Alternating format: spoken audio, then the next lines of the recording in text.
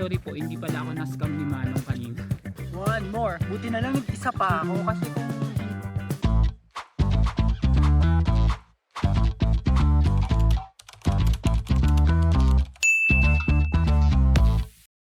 Hi amazing people! Welcome back to my YouTube channel. So today is our official day 1 dito sa Sapa, Vietnam.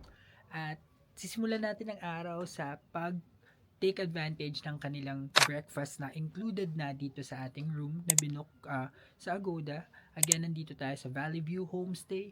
And after this ng breakfast, magpapahinga lang ng konti at sisimulan na natin ang pag-explore dito sa Sapa. Kung saan-saan tayo pupunta, abangan ninyo and tara, samahan ninyo. So guys, palabas na ako dito sa room na hindi pa pala nakalock. Gusto ko hindi ko nalock yung room ko sa excitement. And so, ito lang yung room ko guys. So, konting akyat lang, ayan na yung breakfast area. So, dyan tayo magbe-breakfast. Ito pa yung ibang view guys sa baba. May baba siya, pababa siya. Pero dito muna tayo sa taas.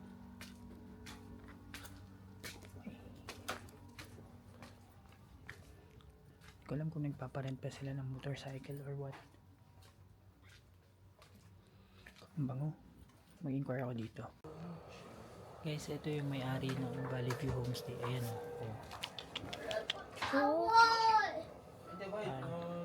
Bike lang siya o. So guys, ang sistema pala ng breakfast nila dito, meron silang set menu. Yung drink, pipili ka kung coffee or tea. Tapos yung main course mo, pipili ka ng egg and bread or beef noodles. Tapos yung last kung fruit or yogurt. So ang pinili ko na lang is yung tea, tapos bread and egg na lang kasi matutulog na rin naman ako. Tapos yogurt. Yun, ang breakfast nila is from 7 AM to 10 AM lang dito. So included na yan dun sa room. Check nyo na lang yung details kapag magbo-book kayo. Pero ngayon lumiliwanag na ng konti. Pero foggy pa rin. Yan, medyo basa-basa yung daan. And lumalamig na. Seryoso, lumalamig na. Mas malamig na ngayon kaysa kanina. Ang temperature na ay 8 degrees pa rin naman. Pero malamig na. Buti na lang maganda yung bed ko dun. Ito lang yung room ko guys. Oh. Ayan, mula dito sa...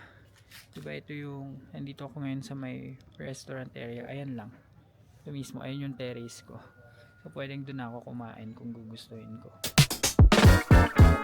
Okay guys, so nandito ako ngayon sa terrace ng room ko and pinadala ko na lang dito yung breakfast. Actually ako yung nagdala, so pwede naman daw dalahin na lang yung breakfast. And very plain lang siya guys, kung mapapansin niyo. Ito yung yogurt, yung Vinamilk na yogurt, tapos ito yung egg, tapos may konting cucumber, tomatoes, tapos bread, tapos tea.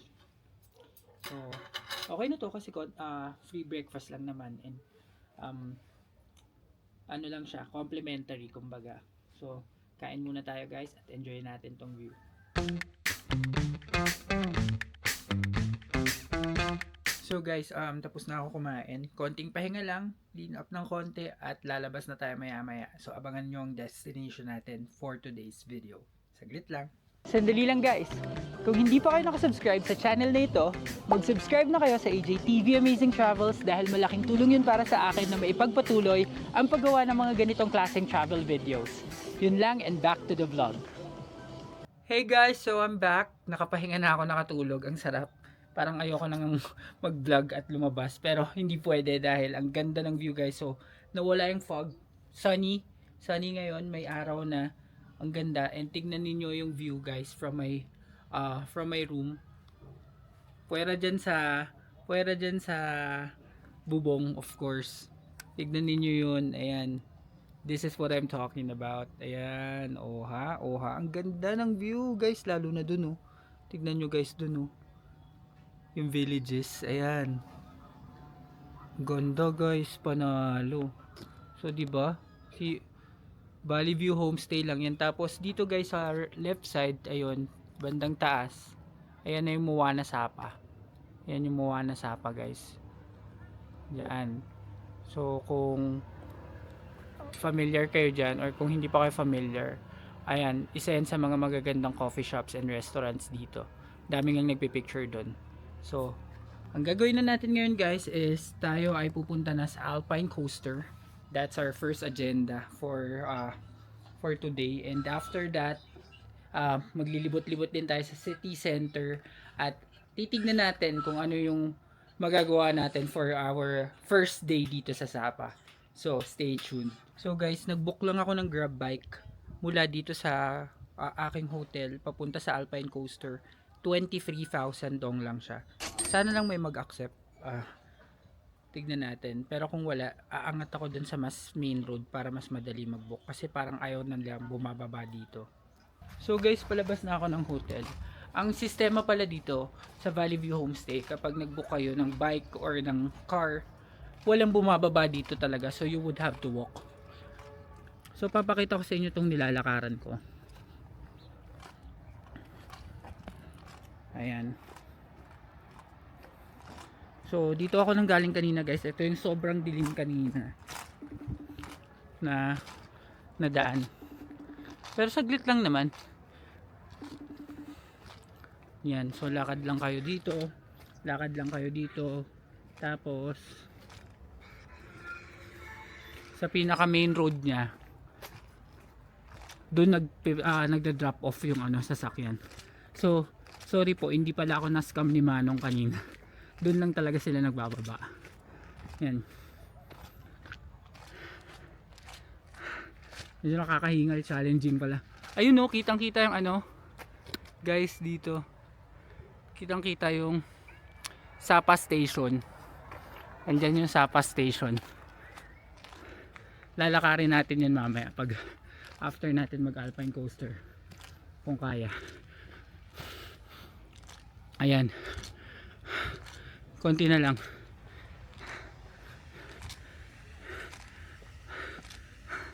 So, sa mga pupunta dito guys, ito lang yung isa sa mga cons. So, lakad ka talaga. So, let's go. So guys, ayan yung Moana Sapa. Share ko lang. Hindi ko siya nakapansin kanina pero ayan lang siya. Pag angat mo, kitang-kita. Grabe. So guys, ito lang naman yung view. Ganda no? Yan, habang iniintay yung grab. Grabe, busog na busog ako sa view dito. Ang ganda. So, ang tagal ng grab ko. So guys, nasa grab na ako at 10-minute ride lang to. And ang babayaran ko dito is 53,000 Vietnamese daw. So, wala kasi talaga nag-accept na bike kanina. Pero plano ko mag-grab bike lang. Yung parang angkas. And so far naman, paglabas ko, hindi ganun kalamig like nung hindi ka na makakalabas. So wala akong gloves, walang kahit ano lang, ito lang, yung sweatshirt, tapos sando. Tapos yun lang, okay naman, hindi pa siya yung nakakanginig so far. So tignan natin mamayang gabi.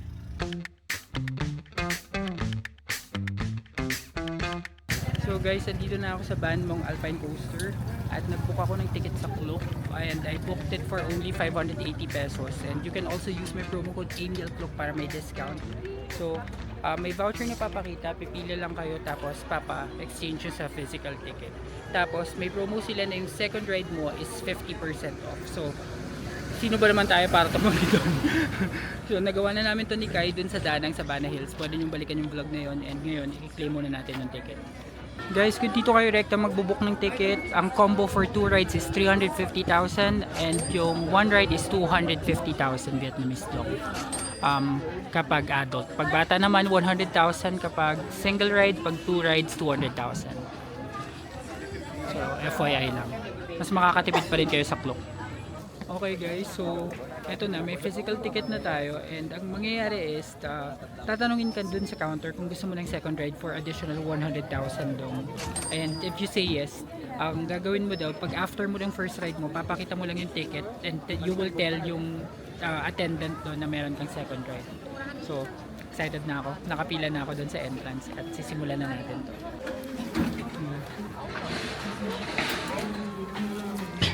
Come on. Okay guys, so ready na tayo. Pababa na tayo. And pinaiwan lang pala yung bag sa locker. Free naman yung lockers. So, ito yung view ng pababa. Wow! Naku, si Kyla matatakot dito. Yan, ganyan yung view niya guys. Ang ganda. Panalo.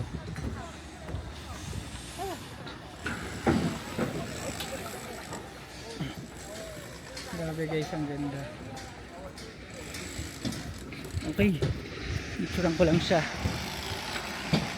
Wala, ewan ko, for some reason wala akong takot dito sa Alpine Coaster. Siguro dahil sa nagawa ko na, or siguro dahil malayo pa, pero pag napalapit ka pa closer dun sa, pag ikaw na, yung turn mo na, baka dun ka na mas matakot. Pero yung mga Alpine Coasters nila dito is makukulay. Hindi kagaya sa hindi kagaya sa Bana Hills, iisa lang yung kulay. Dito iba-iba yung kulay ng coaster mismo. Ayan. Mabilis lang pala yung pila guys. Pagbaba mo pala dito, ayan o, dito, ano na agad, nagsasakay na sila agad. Kala ko mahaba pa yung pila, hindi.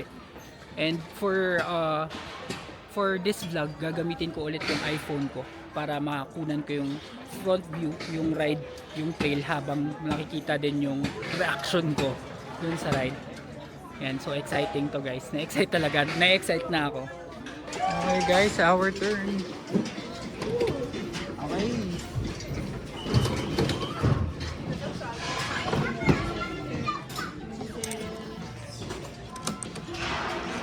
Nè, có 2 anh em làm à? Hindi na tinuro yung yung buttons. Baka eto na. Exciting ito, guys. Hindi pa umaandar eh. Pero yan, andar na tayo maya-maya lang. Eto na guys, next in queue na tayo. Ayan, bye-bye ate. Control speed, push how to go faster, Push medium faster. and slower. Not Okay. too slow, medium or fast. Okay. Distance 25 meters. Okay. Yes.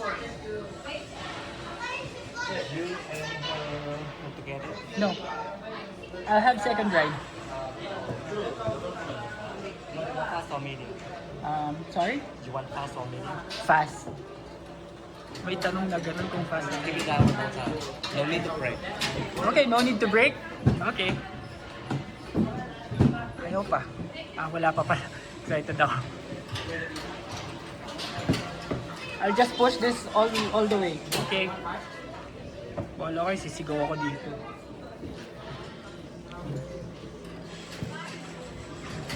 Ayun na. Sabi, fast lang daw. Okay. Woo! Oh! Woo! Bilis! Sarap! Ang lamig! Grabe! Uy, boy, grabe! Woo! Oh! Grabe! Todo na to! Grabe yung speed! Oh!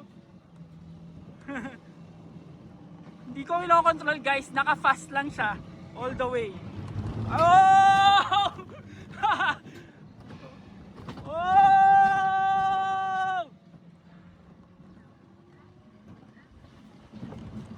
All the way. Pabilisan lang. Woo! Oh, that's it. Really? Ay, hindi pa. Paenda ata. Alam, may aabutan ko na si ate. Ayan, huminto siya guys. Ang galing dito, grabe. Tapos naka-phone ako, walang restrictions. Hindi nila ako pinagbawalan. Hindi kagaya sa Bana Hills na may restriction. Grabe, tumayo yung buho ko dito. Ang saya, grabe, bitin to. So itong ride na to is, kung naka-fast kayo kagaya nung sa akin, 1 minute 40 seconds lang. Ayan, eto na, tapos na, it's over. Ayan na, so pataas na lang to guys.